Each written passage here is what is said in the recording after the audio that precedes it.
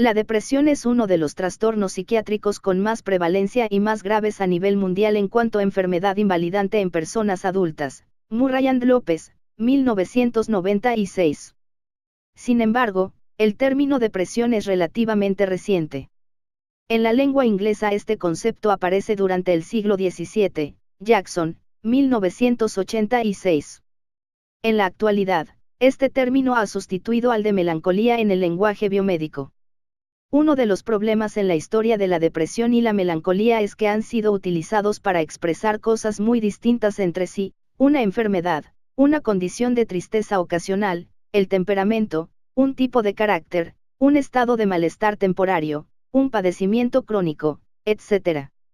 En el lenguaje común, estar depresivo o melancólico no es necesariamente estar enfermo. A partir de lo expuesto, nos preguntamos cómo fue el camino a través del cual se constituyó el conocimiento de este padecimiento, llevando al consenso de la biomedicina acerca de lo que actualmente se considera depresión. La historia de la ciencia procede mediante reorganizaciones, rupturas y mutaciones, pasa por distintos puntos, conoce aceleraciones bruscas y retrocesos repentinos. Por otra parte, la ciencia tiene cierta autonomía, pero nunca es ajena a los valores ideológicos de su medio social. Una de las primeras propuestas para entender la melancolía estuvo dada por Hipócrates. La melancolía ha estado generalmente asociada con la bilis negra, esencial para explicar su patogénesis. A lo largo de la Edad Media, San Agustín, siglo V, aseguró que todas las enfermedades de los cristianos debían ser asignadas a los demonios. En el siglo XVIII aparece por primera vez la palabra depression en la lengua inglesa. Esta palabra deriva del latín de premere, apretar, oprimir, y deprimere, empujar hacia abajo. Richard Blackmore, en 1725, habla de estar deprimido en profunda tristeza y melancolía. Robert White, en 1764, relaciona depresión mental con espíritu bajo, hipocondría y melancolía. Ya más cercano en el tiempo, Emil Kraepelin utiliza el término locura depresiva en una de sus clasificaciones nosológicas, sin desprenderse del término melancolía para asignar la enfermedad, y deja la palabra depresión para denominar un estado de ánimo, considerando que las melancolías eran formas de depresión mental, expresión que le pertenece. Por su parte, Adolf Meyer propuso eliminar totalmente el término melancolía y reemplazarlo por el de depresión. Así, en esta puja semántica se llegó a la redundancia de nominar depresión con melancolía cuando los síntomas eran suficientemente graves como para nominarlo simplemente como depresión. Clasificación de la depresión como trastorno. El concepto de enfermedad está creado por el hombre, Spitzer y Wilson, 1982. No hay una única forma de pensar la enfermedad, por lo tanto, una clasificación de estas es desde ya una creación humana. Las clasificaciones tienen como objetivo general ser instrumentos para comunicar información. Por ejemplo, cuando un médico da un diagnóstico está emitiendo una comunicación. Es por ello que los sistemas diagnósticos operativos como el DSM-5, APA, y la CIE-10, son clasificaciones, modos de pensar u organizar la enfermedad. ¿Qué es la depresión? Ocasionalmente, todos nos sentimos melancólicos o tristes, pero estos sentimientos, por lo general, son pasajeros y desaparecen en unos días. Cuando una persona tiene un trastorno depresivo, este interfiere con la vida diaria y el desempeño normal y causa dolor tanto para quien padece el trastorno como para quienes se preocupan por él o ella. La depresión es una enfermedad común pero grave y la mayor parte de quienes la padecen necesitan tratamiento para mejorar. Muchas personas con una enfermedad depresiva nunca buscan tratamiento. Pero la gran mayoría, incluso aquellas con los casos más graves de depresión, pueden mejorar con tratamiento. Intensivas investigaciones de la enfermedad han resultado en el desarrollo de medicamentos, psicoterapias, y otros métodos para tratar a las personas con este trastorno incapacitante. ¿Cuáles son los diferentes tipos de depresión? Existen varios tipos de trastornos depresivos. Los más comunes son el trastorno depresivo grave y el trastorno distímico. El trastorno depresivo grave, también llamado depresión grave, se caracteriza por una combinación de síntomas que interfieren con la capacidad para trabajar, dormir, estudiar, comer, y disfrutar de las actividades que antes resultaban placenteras. La depresión grave incapacita a la persona y le impide desenvolverse con normalidad. Un episodio de depresión grave puede ocurrir solo una vez en el curso de vida de una persona, pero mayormente, recurre durante toda su vida. El trastorno bipolar, también llamado enfermedad maníaco-depresiva, no es tan común como la depresión grave o la distimia. El trastorno bipolar se caracteriza por cambios cíclicos en el estado de ánimo que van desde estados de ánimo muy elevado, por ejemplo, manía, a estados de ánimo muy bajo, por ejemplo, depresión. El trastorno distímico, también llamado distimia, se caracteriza por sus síntomas de larga duración, 2 años o más, aunque menos graves, pueden no incapacitar a una persona, pero sí impedirle desarrollar una vida normal o sentirse bien. Las personas con distimia también pueden padecer uno o más episodios de depresión grave a lo largo de sus vidas. Depresión psicótica, que ocurre cuando una enfermedad depresiva grave está acompañada por alguna forma de psicosis, tal como ruptura con la realidad, alucinaciones, y delirios. Depresión posparto, la cual se diagnostica si una mujer que ha dado a luz recientemente sufre un episodio de depresión grave dentro del primer mes después del parto. Se calcula que del 10 al 15% de las mujeres padecen depresión posparto luego de dar a luz. El trastorno afectivo estacional, se caracteriza por la aparición de una enfermedad depresiva durante los meses del invierno, cuando disminuyen las horas de luz solar. La depresión generalmente desaparece durante la primavera. El trastorno afectivo estacional puede tratarse eficazmente con terapia de luz, pero aproximadamente el 50% de las personas con trastorno afectivo estacional no responden solamente a la terapia de luz. ¿Cuáles son los síntomas de la depresión? No todas las personas con enfermedades depresivas padecen los mismos síntomas. La gravedad, frecuencia, y duración de los síntomas pueden variar según la persona y su enfermedad en particular. Según el DSM-5, estos síntomas son: sentimientos persistentes de tristeza, ansiedad, o vacío, sentimientos de desesperanza y o pesimismo, sentimientos de culpa, inutilidad, y o impotencia, irritabilidad, inquietud, pérdida de interés en las actividades o pasatiempos que antes disfrutaba, incluso las relaciones sexuales, fatiga y falta de energía, dificultad para concentrarse, recordar detalles, y para tomar decisiones, insomnio, despertar muy temprano, o dormir demasiado, comer excesivamente o perder el apetito, pensamientos suicidas o intentos de suicidio, dolores y malestares persistentes, dolores de cabeza, cólicos, o problemas digestivos que no se alivian incluso con tratamiento. ¿Qué enfermedades coexisten con la depresión? Los trastornos de ansiedad, tales como el trastorno de estrés postraumático, el trastorno obsesivo-compulsivo, el trastorno de pánico, la fobia social, y el trastorno de ansiedad generalizada, acompañan frecuentemente a la depresión. El abuso o la dependencia del alcohol o de otras sustancias también pueden ser coexistentes con la depresión. La depresión a menudo coexiste con otras condiciones médicas como enfermedad cardíaca, derrame cerebral, cáncer, VIH-Sida, diabetes, y la enfermedad de Parkinson. Estudios han demostrado que las personas que padecen depresión, además de otras enfermedades médicas graves, tienden a presentar síntomas más graves, tanto de la depresión como de las enfermedades médicas, a adaptarse con mayor dificultad a su condición médica, y a tener que afrontar costos médicos más altos que aquellas que no tienen depresión coexistente. ¿Qué causa la depresión? No existe una causa única conocida de la depresión. Más bien, esta parece ser el resultado de una combinación de factores genéticos, bioquímicos, y psicológicos. Investigaciones indican que las enfermedades depresivas son trastornos del cerebro. Las tecnologías para obtener imágenes del cerebro, tales como las imágenes por resonancia magnética, han demostrado que el cerebro de las personas con depresión luce diferente del de quienes no la padecen.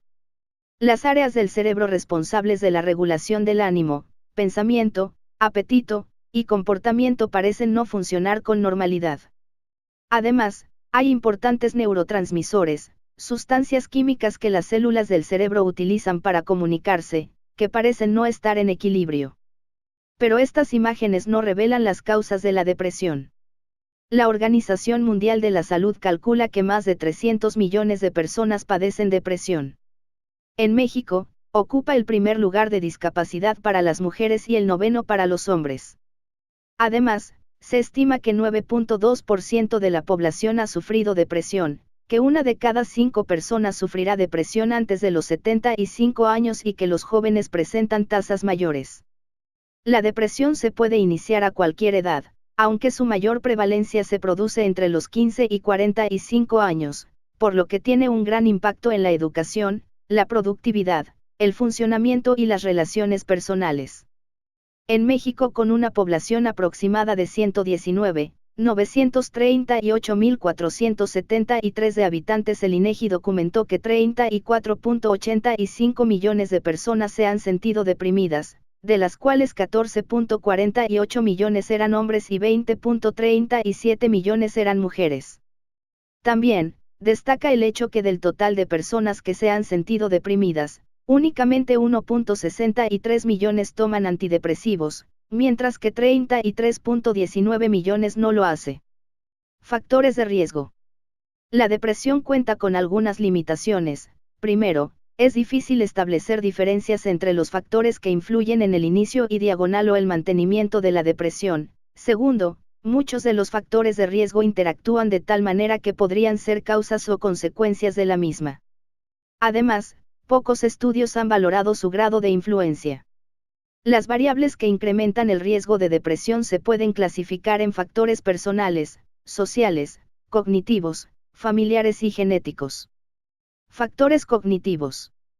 La investigación sobre el papel de los factores cognitivos en la depresión se ha guiado predominantemente por el modelo de Beck, en el que los esquemas negativos, pensamientos automáticos, distorsiones cognitivas y creencias disfuncionales tienen un papel fundamental en el procesamiento de la información. Factores personales y sociales. Las enfermedades crónicas, tanto físicas como mentales, la posible asociación con el consumo de alcohol y tabaco, también son factores de riesgo importantes. Los rasgos neuróticos de la personalidad se asocian con una mayor incidencia de casos y recaídas de depresión mayor y probablemente, aumentan la posibilidad de desarrollar depresión ante los acontecimientos adversos de la vida. También se asocian a otras formas de psicopatología, especialmente con los trastornos de ansiedad. Dentro del papel atribuido a las circunstancias sociales se ha destacado el bajo nivel de recursos económicos y las circunstancias laborales. Factores familiares y genéticos. Los descendientes de pacientes con depresión constituyen un grupo de riesgo tanto para enfermedades somáticas como para trastornos mentales 40. Así, los familiares de primer grado de pacientes con trastorno depresivo mayor tienen el doble de posibilidades de presentar depresión que la población general. Estadísticas en México. La violencia de la que son víctimas las mujeres es un factor importante que desencadena la depresión. En este sentido, el 35% de la diferencia por género en depresión podría explicarse por el abuso sexual ocurrido en la infancia a niñas. Según su situación conyugal, la proporción más alta de mujeres deprimidas corresponde a las separadas, divorciadas y viudas, 76.2%, mientras que, entre los hombres, el mayor porcentaje de deprimidos se ubica entre los solteros, 44.0%. Grupos vulnerables. De acuerdo con cifras mundiales presentadas por la Organización Mundial de la Salud 2011, los episodios depresivos en personas mayores oscilan entre el 30% y 70%, dependiendo de la forma de evaluación.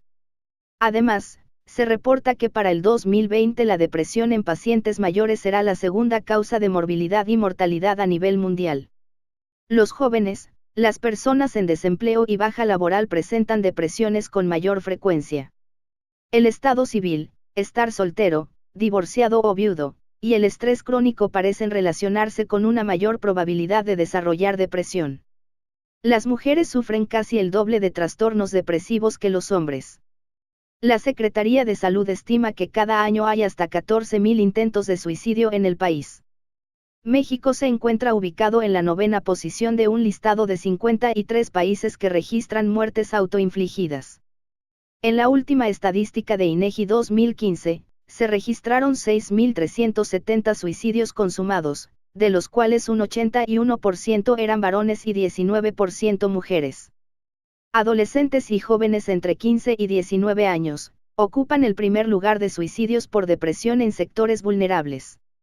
La edad más temprana registrada de suicidio por depresión en mujeres es de 11 años, y en varones de 13 años. Tratamiento de la depresión. El tratamiento inicial de la depresión mayor debe incluir los medicamentos antidepresivos y la psicoterapia, que puede hacerse con un psiquiatra o un psicólogo. Estudios demuestran que el tratamiento combinado, medicamentos y psicoterapia, es más eficaz que el tratamiento aislado con una sola de las dos opciones. La psicoterapia y los medicamentos antidepresivos son igualmente eficaces, pero la psicoterapia tiene una mayor relevancia a largo plazo, porque ayuda al paciente a desarrollar nuevas maneras de abordar los síntomas, así como una mayor capacidad para racionalizar y adaptarse a los problemas de la vida. Déficit de recursos humanos y financieros. Diversos estudios muestran que las personas con trastornos de ansiedad o depresión tienen mayores tasas de utilización de servicios de salud, con un mayor costo de atención. Resultados de la Encuesta Nacional de Epidemiología Psiquiátrica mostraron que menos de 1 de cada 5 personas con un trastorno psiquiátrico en los últimos 12 meses recibió algún tipo de servicio para ese problema. Los datos acerca de los trastornos del ánimo fueron levemente mayores, 26.0%, error estándar, y igual a 2.6. Los enormes déficits en materia de atención de problemas de salud mental incluyen a más de 75% de los casos graves y moderados entre adultos, y casi a la mitad de los jóvenes entre 12 y 17 años que padecen algún trastorno depresivo. Todavía más grave en las observaciones de los estudios de la Organización Mundial de la Salud es que cerca de la mitad de los casos de ansiedad o depresión no se diagnosticaron, y solo la mitad de los que se identificaron recibieron un tratamiento que incluyó una prescripción médica. Al menos 30% nunca recibió ayuda, a pesar de tener sintomatología suficiente para algún trastorno depresivo. Más aún, solo 16% recibieron atención durante el primer año en que se generó el trastorno por primera vez, y la mediana de demora en la búsqueda de la atención para trastornos depresivos fue de 14 años. Estigma y discriminación. Uno de los obstáculos más grandes para la salud mental es el estigma que rodea a las enfermedades psiquiátricas. Los enfermos mentales deben enfrentar no solo las complicaciones de su padecimiento, también sufren de marginación social, económica y laboral. Entre los principales retos que afrontan las personas mentalmente enfermas destacan la falta de oportunidad laboral, problemas interpersonales, dificultades para acceder a servicios de salud mental pública y la difusión constante de estereotipos a través de los medios de comunicación masiva. Sumado a los retos de estos trastornos, muchos pacientes psiquiátricos también deben lidiar con la falta de apoyo en el entorno social y familiar. Impacto económico y social. Las constantes crisis económicas y sociales que se han vivido en México han tenido como consecuencia que, entre las principales fuentes de preocupación cotidiana, se encuentren las relacionadas con problemas financieros, y que términos como sufrimiento y tristeza sean muy utilizados para dar cuenta de este tipo de preocupaciones. En este sentido, Medina Mora y colaboradores señalan que, si bien no hay diferencias significativas por nivel socioeconómico en la prevalencia de trastornos depresivos, la población que vive en condiciones de pobreza presenta una depresión más grave que aquella que se encuentra en mejores condiciones económicas. Políticas de salud mental en México. El alarmante bajo nivel de recursos disponibles en países en desarrollo para tratar problemas de salud mental, con relación a la población afectada para quien estos recursos son necesarios, ha sido enfatizado por el Proyecto Atlas de la Organización Mundial de la Salud. La generación de enfoques basados en la evidencia para la asignación de recursos y el desarrollo de servicios representa un componente aún no suficientemente desarrollado pero muy necesario en las políticas nacionales de salud mental en regiones en desarrollo.